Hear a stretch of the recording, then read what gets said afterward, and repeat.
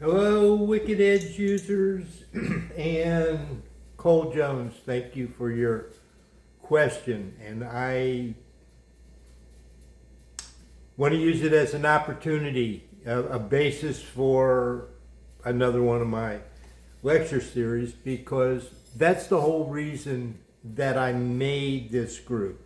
See, so y'all understand, I'm not the only expert. I'm just the only expert that's got the time and desire to create this forum, this place for an exchange of information.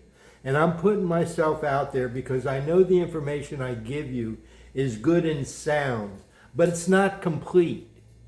See, I'm hoping that people who share other things do, number one, they remind me what I forgot to tell you in this encyclopedia I'm trying to share with you.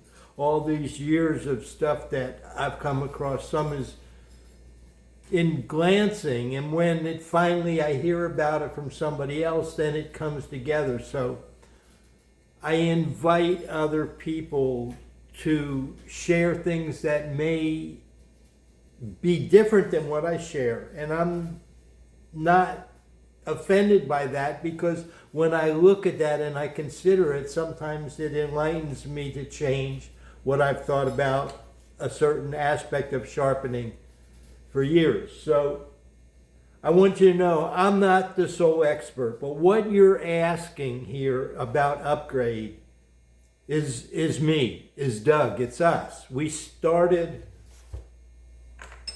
with the standard vise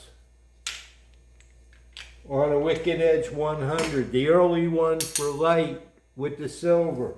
I mean, I'm not going to go through it right here, but I am going to use this question in order to try to go through it for people that want to see the whole story. What happens is that using a Wicked Edge, how it is the standard vise, it clamps the knife a certain way. And it holds it very securely, and it lets us set the angles, and we get very sharp knives, and they also get shiny, and we want to improve on it. And to improve on it, we have to improve the equipment, because we're already working at the limitations of the first model. So they got taller, they got wider, and we also got better, and we looked more scrutinizingly at our work.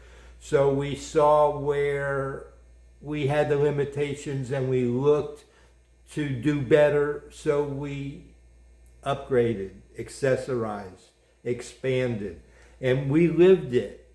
I lived it with clay from the Wicked Edge 100. The next one was the the Wicked Edge 120, which was the Wicked Edge 100 standard vise, which you have with the riser block of some sort, an old solid riser block or the new hollow riser block, but it made the same 100 problem easier to get results.